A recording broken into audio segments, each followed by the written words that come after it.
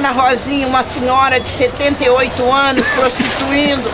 Aí, naquele momento, a gente conseguiu algumas coisas, ela recebeu doação, teve onde morar, conseguimos que ela se aposentasse. Aí, passou uns dias, Dona Rosinha estava todo dia, no mesmo pontinho que ela ficou 52 anos, né? Todos os dias a gente chegava ali, lá estava Dona Rosinha, mas que é isso, Dona Rosinha? A senhora não vai sair daqui, a senhora pode ficar em casa o dia inteiro. Aí ela falou assim: meus únicos amigos que eu conquistei a vida inteira e inimigos estão aqui. Eu não consigo ficar no bairro, sendo que ninguém sabe nada de mim, e aqui todos sabem. Então, o que acontece com as mulheres que ficam anos e anos e anos e anos é que elas chegam lá, cria-se as raízes e depois não tem mais como sair, sabe? A família expulsa. Nós temos um caso de uma companheira também que a família descobriu, ela mantinha essa família e tudo. Quando a família descobriu, a família ainda segurou a onda. Mas quando a vizinhança descobriu, expulsaram a mulher de casa, né? Hoje está lá uma senhora idosa na rua, sem ter onde morar. Então a gente tem que buscar uma forma de trabalhar políticas públicas que contemple essas mulheres e que que essas políticas sejam divulgadas, sabe? Porque existem políticas públicas, mas a gente vê alguém divulgando essas políticas públicas com consistência, a gente não vê, né? Eu acho que era isso que eu tinha para colocar, né? Só assim, eu sou a Cleone, né? Eu sou, assim, desse grupo que eu estou falando, é praticamente só eu que estou aqui na rua e dos movimentos feministas discutindo, né? Mas existem outros grupos também, né? Eu acho que as pessoas têm também que ter um olhar para o Itatinga, né? Porque eu me preocupo muito com aquelas mulheres que estão no Itatinga. Hoje jovens estão lá, tem espaço, tem casas onde elas podem ficar.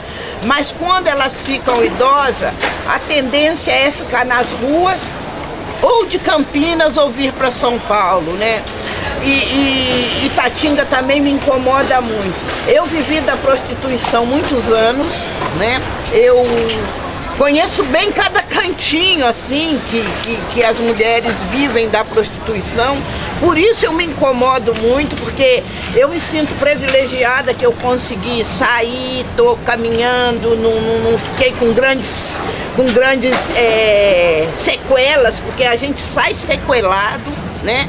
Não fiquei com grandes sequelas, porque eu vejo como se fosse uma doença, mas a maioria ficam na rua, né? Vai pro vício, né? Ou ela fica viciada, ou ela tenta traficar e acaba presa também, né?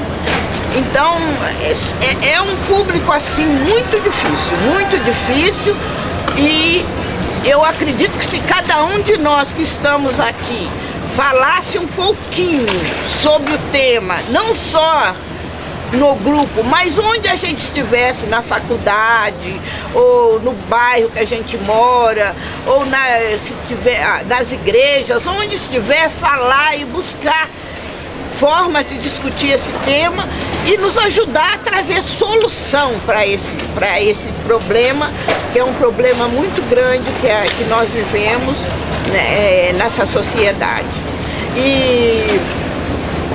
E quando eu vi alguém falar que a prostituição é a profissão mais antiga do mundo, colocar para as pessoas que a maioria das mulheres não se colocam como profissionais, se colocam que vivem em situação de prostituição e que o sonho dessas mulheres é sair. E que essas mulheres não sonham que as filhas sejam prostitutas e nem os filhos sejam prostitutas. Elas sonham sim que essas filhas tenham uma formação, uma profissão que tire ela desse meio, que é um meio onde as mulheres são estrupadas várias vezes, a violência é muito grande, né? E que as pessoas não acreditam nessas mulheres. Era isso que eu tinha para colocar, né?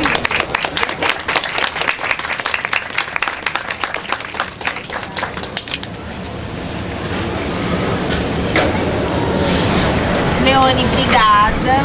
A gente vai passar agora para Jaque. O microfone não está funcionando, mas tem uma equipe esforçada lá atrás, tentando fazer o gerador pegar. Então qualquer coisa, se tiver alguém atrás que está ouvindo, vamos chegar aqui mais para perto, sentar, tá? Vou passar para Jaque agora do coletivo Louva a Deusas.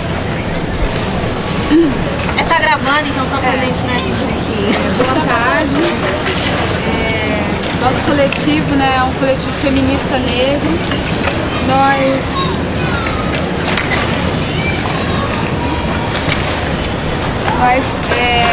discutimos muito a questão do direito ao corpo, do fim da violência contra a mulher, fim da violência contra todas as pessoas, né, e a discriminação, pelo fim da discriminação.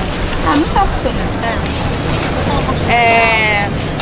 Quando a Vanessa convidou, né, a gente para debater o tema da exploração sexual no contexto, né, dessa Copa, a gente ficou pensando bastante, primeiramente, da gente não confundir exploração sexual com prostituição, porque nem toda prostituta está em situação de exploração sexual.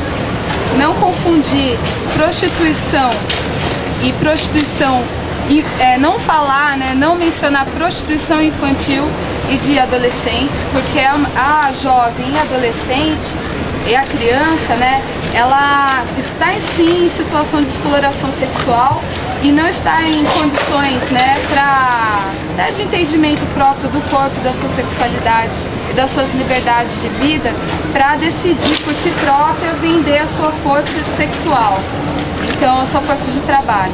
Então uma criança, não existe prostituição infantil, o que existe é exploração sexual contra crianças e adolescentes. Então a gente veio assim para falar mais nesse sentido, de que a gente considera que a regulamentação da prostituição é uma realidade, a gente necessita mesmo. Eu não sou uma prostituta, mas em solidariedade a todas as prostitutas, eu acho que o mínimo é você ser respaldada pela lei e pelo aparato legal, para de repente você com um cliente, você conseguir negociar legalmente.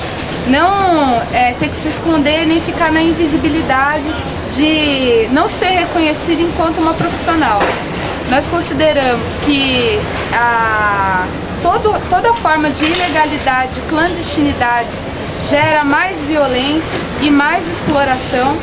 Quando as coisas são legais, né, passam pelo Estado, o Estado é responsável sim pela condição de vida mesmo de cada um de nós, e quando a gente está na ilegalidade, não. É uma coisa assim encoberta e onde a política pública nem chega porque, entre aspas, não existe ou não deveria existir. Então a gente gostaria de frisar isso. Uma regulamentação dá direito de você acordar o cliente de que deveria pagar X e ele não pagou, você ter onde recorrer. De você, numa situação de violência, você não ser questionada por conta da sua profissão. Ao ir numa delegacia, a reivindicar seu direito trabalhista, você poder falar com a lei, não como uma ilegal, como uma criminosa. Nós achamos, né, super prejudicial criminalizar a mulher prostituta, sendo que nós somos mulheres e feministas, não tem como uma não considerar a luta da outra, e a gente vai por esse caminho. E aí, pensando na questão do contexto da Copa mesmo, até do Carnaval, se a gente pensar, né, o Carnaval também é um momento que vem muita gente de fora, vem muitos homens para os eventos públicos. E nesse contexto, o Brasil é vendido no exterior, sim, como um país de prostituição, mulheres fáceis, e que você tem direito de transar com crianças e adolescentes, que é fácil e não vai cair na lei. Isso gera uma certa demanda por esses serviços, né, por essas explorações, por essas violências. E a gente tem o quê? Que estar preparado e com a cabeça aberta para recolher todos os tipos de demanda. Então a gente estava observando as campanhas das mulheres prostitutas da África do Sul e o que a gente reparou? Que a campanha delas era o seguinte: nós não precisamos de mais criminalização, de mais preconceito, nós precisamos de direitos.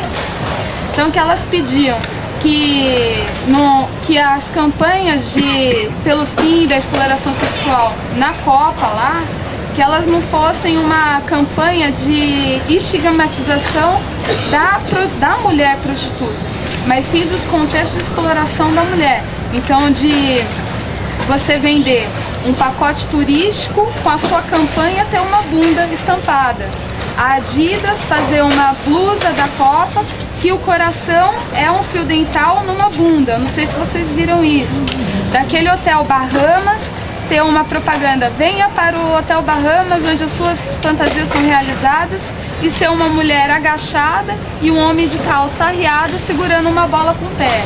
Então, sabe, não diferenciar as coisas, não individualizar. Então a questão não é da mulher prostituta, é uma questão da sociedade, e a sociedade tem que estar consciente, né, de tudo que pode acontecer durante um evento, por exemplo, como esse. Então, por exemplo, tá chegando aí a galera, eu falo inglês, não sei o que, tem dinheiro falso, vai entregar pra mulher, pra prostituta, e aí como ela vai reagir, pra quem ela vai poder reclamar se ela não foi paga, se ela sofreu uma violência, se ela foi roubada. Várias mulheres são roubadas, assim como você mesmo falou, são roubadas. Com quem é que pode falar? Nós temos um observatório de violência sexual e exploração sexual durante a Copa. Estou numa situação de tráfico, nós sabemos.